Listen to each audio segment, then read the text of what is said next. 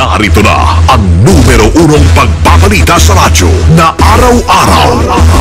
Pinakikinggan sa Luzon, Visayas at Mindanao. KBP Golden Dove Best News Program. Mula sa Head News Center ng pinakamaraming himpilan at number 1 na radio network ng bayan, RMN. Ito ang numero 1. RMN News Nationwide. RMN News Nationwide. Kasama ang KBP Golden Dove Best Newscaster, Weng de la Peña, at ang maasahang broadcaster, Buddy Oberas. RMN News Nationwide. RMN News Nationwide. Headlines. Ngayong umaga sa RMN News Nationwide, Pangulong Pinoy nanguna sa Independence Day celebration ngayong araw. Unemployment rate sa bansa lumobo sa 7.5% noong Abril. Philippine Coast Guard may pananagutan umano sa pagkamatay ng Taiwanese fisherman, pero Justice Secretary Laila de Lima tumangging ihayag ang laman ng report na isusumite kay Pinoy ngayong araw. Mag-asawa patay sa sunog sa Cebu. Balitang negosyo, halaga ng dolyares bumalikwas sa 43 peso level. At sa ibayong dagat, 14 ang patay sa pagsabog sa labas ng Supreme Court sa Afghanistan. Tumpang pagsasarang boses ng balita. RMN News Nationwide. Ikaw ba ay tutungo ng Cagayan de Oro? For the best hotel accommodation, stay at the VIP Hotel because you are a VIP. Ang pinakamalaking mga balita, abot sa bawat Pilipino, saan man sa bansa. RMN News Nationwide. Mabuhay Pilipinas! Umaga po ngayon, Araw ng Kalayaan, June 12, 2013. Ito ang numero 1 ng RMN News Nationwide. Ako si Buddy Oberas, tayo po'y live na live sa DYHP 612 RMN Cebu, DCCV 684 RMN Tugigaraw, DXMY 729 RMN Cotabato, at DYRI 774 RMN Iloilo. Live din tayo international by www.rmnnews.com at WRMN New York, USA. At sa lahat po natin mga number 1 AM station sa buong bayan. RMN News Nationwide. Mga kasama, pinangunahan po ni Pangulong Noynoy Aquino ang flag raising ceremony sa Liwasang Bonifacio sa Maynila ngayong Miyerkules para sa selebrasyon na ika-115 anibersaryo ng Araw ng Kalayaan. Ganap na alas 7 ngayong umaga, sabay-sabay na itataas ang bandila ng Pilipinas sa iba't ibang makasaysayang lugar sa bansa. Kabilang dito Aguinaldo Shrine sa Kawit, Cavite. Pangunahan niya ni Senator Franklin Drilon. Rizal Park, pinaglabanan shrine sa San Juan, Baraswing Church sa Malolos, Bulacan, Bantayog de Bonifacio sa May Caloocan, at Mausoleo de los Veteranos sa Manila North Cemetery. Iba't ibang aktibidad din ang magaganap sa Luneta bilang pagdiriwang ng Independence Day. Ayon kay Kenneth Montegrande ng National Parks Development Committee, ilan sa mga programa ay ang pagbibigay din ng libreng pelikula na may temang sinikalayaan. Binuksan din sa publiko ang Light and Sound sa Rizal Park kung saan libreng papanood ang nalalabing buhay ni Rizal ilang minuto bago siya barilin. Huwad na Kalayaan. Ganito po inilarawan ng grupong bayan ang sitwasyon ngayon ng mga Pilipino kasabay ng pag-uwitan ay ika-115 anibersaryo ng Araw ng Kalayaan. Sa interview ng RMN kay Bayan Secretary General Renato Reyes, hindi ganap ang kalayaan dahil patuloy na naghihirap pa rin ang sambayanang Pilipino. Ayon kay Reyes, huwad ay pinagmamalaking kaunlaran ng Pilipinas na Aquino administration dahil sa lumulobong bilang na walang trabaho sa bansa.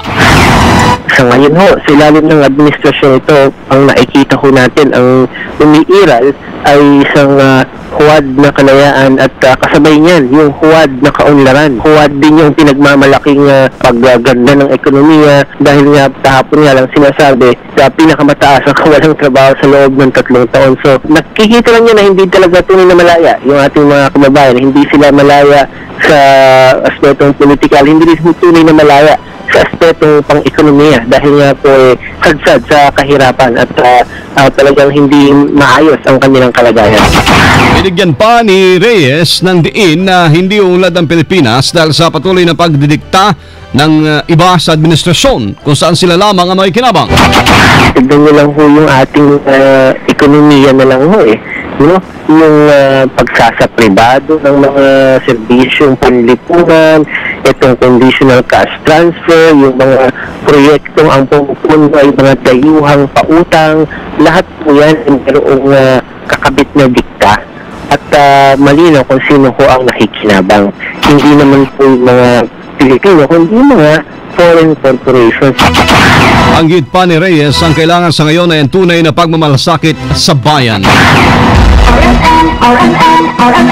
Taunang Bandionor, idadaos po ngayong araw mga kasama bilang bahagi pa rin ng pagdiriwang sa Araw ng Kalayaan. Kasama natin sa balita, Deo de Guzman. RMN Report! Matapos ang pagdalo ni Pangulong Noynoy Aquino sa flag raising ceremony sa Liwasang Bonifacio sa Maynila para simulan ang selebrasyon ng ika-100 rinlan ng Pilipinas, ay agad itong babalik sa Malacanang para tanggapin ang mga diplomats at iba pang matataas na opisyal ng pamahalaan para sa taunang Vandenor. Alas 9 ng umaga ay magsisimula ng dumating ang mga miyembro ng Diplomatic Corps na pinamumunuan ni Diplomatic Corps Dean Archbishop Giuseppe Pinto.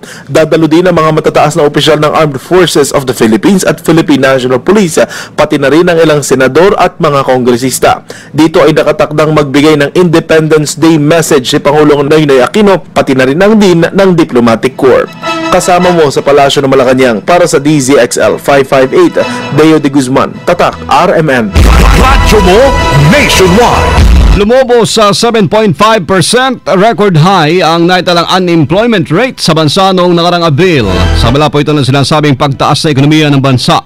Base sa report ng National Statistics Office, sumabot sa 3.09 million na mga Pilipinong walang trabaho sa bansa.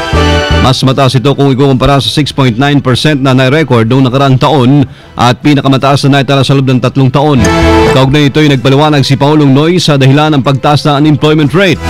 Ayon kay Pinoy, galing daw po ang malaking bilang sa agri-sector dahil maraming magsasaka ang hindi nakapagtanim. Pero gayon pa man ay nakabawi daw sa industry sector dahil lumago ang employment doon. Tiniyak naman ito na patuloy na tinutugunan ng gobyerno ang nasabing sektor para mapalago at makapagtrabaho rin ng mga magsasaka. Isusumiti na lamang ni Justice Secretary Laila De Lima kay Pangulong Benigno Aquino III ang final report ng National Bureau of Investigation. Kaugnay sa Balintang Channel incident noong Mayo 9, nabatid na mismong si De Lima nagkumpirma na natanggap na nito ang report ng NBI kaugnay sa ginawa nilang investigasyon sa insidente na ngayong araw isusumite sa palasyo. Tumanggi muna ang kalihim na magkomento hinggil sa laman ng report. Sinabi po ni De Lima na nakadepende kay Pangulo Aquino kung magbibigay ito ng go signal para maisapubliko na sabing report. Ngunit batay sa source ng pahayagang Philippine Daily Inquirer, may pananagutan ng mga miyembro ng Philippine Coast Guard sa pagkamatay ng Taiwanese fisherman. Dahil dito, inirekomenda na ng NBI na sampahan ng kasong kriminal ang mga sangkot sa insidente. Patatandaan na una na rin nagpunta ang NBI team sa Taiwan para magsagawa ng investigasyon. Habang nitong nakarang linggo naman ay nag-sit-down discussion din ng NBI team at Taiwan investigators kaugnay na mga ginawa nilang pagsisiyasat. Tingnan po natin makasama ang sitwasyon may kaugnayan sa ika-115 araw ng kalayaan ngayon. Mga pasahero sa NAIA haharanahin ho ngayong araw ng kalayaan. Kasama natin sa balita live, Joyce Adra. RMN Report!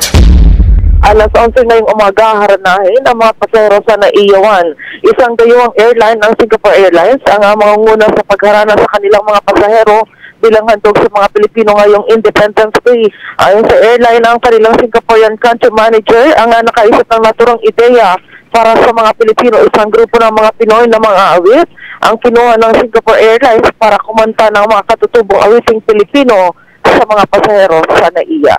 Kasama mo sa NAIA, Joyce Adra, Tatak, RMN. Radyo mo nationwide. Ang Department of Labor and Employment nagpaalala sa pay rules ngayon hong araw ng kalayaan. Sama natin sa balita live, Angel Ronquillo. RMN Report! Nagpaalala nga ni Department of Labor and Employment sa mga employer hingga sa pagpapatupad ng tamang pay rule ngayong ika-115 anibersaryo ng Philippine Independence Day.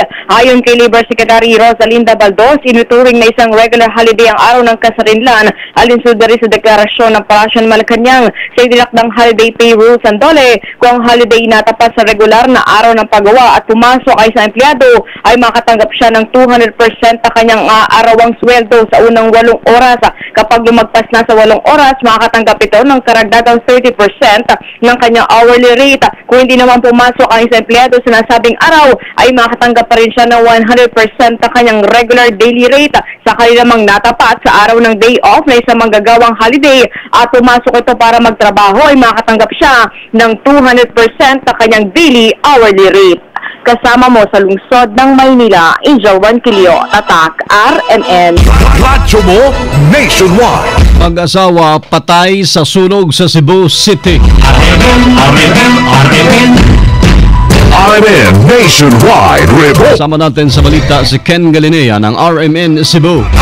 RMN Report. Mag-asawa namatay sa sunog sa kanilang bahay sa A. Lopez, Barangay Labangon sa lungsod ng Cebu, 1:27 kaninang madaling araw. Hindi nakalabas ng kanilang bahay ang mag-asawa na sina Margie at Edgardo Miego nang sumiklab ang apoy na tumupok rin sa iba pang 20 mga bahay. Nagsimula ang apoy sa bahay ng mga Miego. Inaalam pa ng mga investigador ng Cebu City Fire Department ang dahilan ng sunog. Kasama mo sa RMN Cebu, Ken Galinea, Tatak, RMN.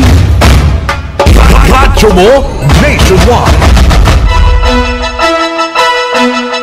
Samantala, na-release na negosyanteng dinukot sa Sulu sinasailalim na sa debriefing. Sama natin sa balita live, Santos Cortez ng RMN Zamboanga. RMN Report. Kasalukuyang isinasailalim ngayon sa debriefing ang bagong layang kidnap victim sa Sulu na si Carlos T. Ayon kay Colonel Jose John Rail Senabre, ang commander ng 2nd Marine Brigade sa Sulu, ito para malaman nila ang kalagayan ni T habang nandun ito sa kamay ng kanyang mga kidnappers. Kung matatandaan, Abril 7 noong nakaraang taon nang dukutin si T ng mga armadong kalalakihan habang nagpapahinga ito sa kanyang tahanan sa Barangay Asturias, Sulu, at alas 3 ng madaling araw kahapon ng ito ay pinalaya ng kanyang mga kidnappers sa isang lugar sa nasabing lalawigan. Mahigit isang taon ding bihag ng mga kidnapper na di umano'y mga bandidong grupong Abu Sayyaf City na isang engineer ng Air Transportation Office sa Sulu at nagmamay-ari ng isang gasoline station sa nabanggit na probinsya.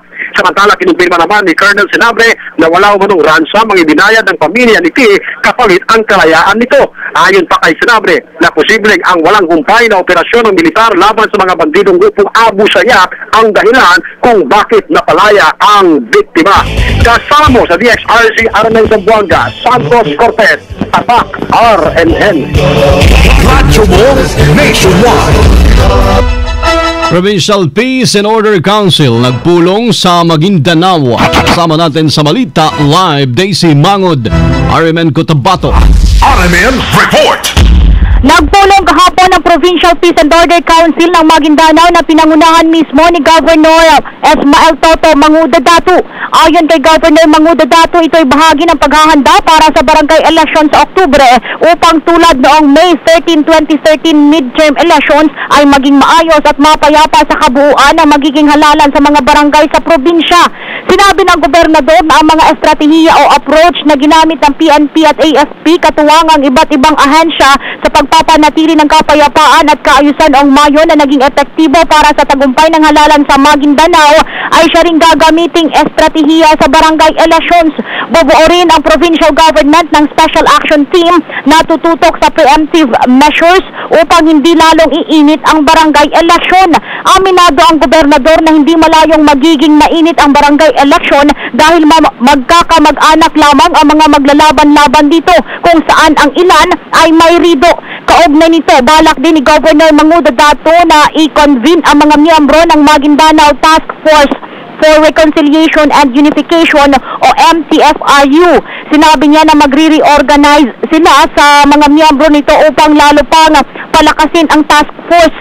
Ang MTFRU na pinamumunuan mismo ni Governor Manguda Datu ay binuo upang tutukan at ayusin ang kaso ng family feud o rido sa Maguindanao na siyang kadalasang ugat dahilan ng kaguluhan sa lalawigan. Kasama mo sa RMN Cotabato, Daisy Mangod, Tatak, RMN. Radyo mo nationwide. RMN News Network. Humina ang halaga po ng piso mga kasama kontra dolyar kung saan pumalo ito sa pinakamahinang kalakaran kahapon. Sa unang pagkakataon ngayong 2013, baba ito sa 43.25 pesos. Sinasabing kaugnay pa rin ito sa espekulasyong tatanggalin ng Amerika ang stimulus measure nito habang patuloy na nagre-recover ang kanilang ekonomiya. Nabatid dito na ang pinakamababang halagang naitala ng piso kontra dolyar mula noong Hunyo 13, 2012. RMN News Abroad. Sa Afghanistan, 14 ho ang patay matapos maganap ang isang malakas na pagsabog sa labas ng Supreme Court ng nasabing bansa. Ayon sa ulat, 12 rin ang sugatan sa insidente. Nakasakay sa minibus sa mga empleyado ng korte ng sumabog ang bomba. Napagalaman na malapit lamang sa imbahatan ng US ang Korte Suprema ng Afghanistan. Ang mga Taliban insurgents na naman nang umako sa naturang car bombing. Live tayo mga kasama mula po sa inyong RMN News Center, Makati City, Metro Manila, Philippines. Inyong narinig ang numero 1 RMN News nationwide ngayong Miyerkules na umaga. Happy Independence Day, June 12, 2013. Sa mga taga Bacolod, susunod po dyan sinakasamang Agnes Apostol at Serge Santillan sa RMN News. Diretso, Balitang Bacolod sa numero 1 ng DYHB 747. Panoorin namin naging pagbabalita ngayon alas 7 na umaga sa YouTube pa rin. I-type lamang ang RMN News Nationwide. Kasama niyo po sa serbisyo publiko sa kanan ni Weng de la Peña, ako si Buddy Oberas, dito pa rin sa tahanan na may pinakamaraming number 1 sa 2013. Pinakamaraming himpilan sa 2013, RMN Radyo Mo Nationwide. 60 years na po tayo ng maasahang public service nationwide. Pinakamalaking mga balita tungkol sa bawat Pilipino saan man sa bansa. RMN News Nationwide. Sa kalas 7, 18 na.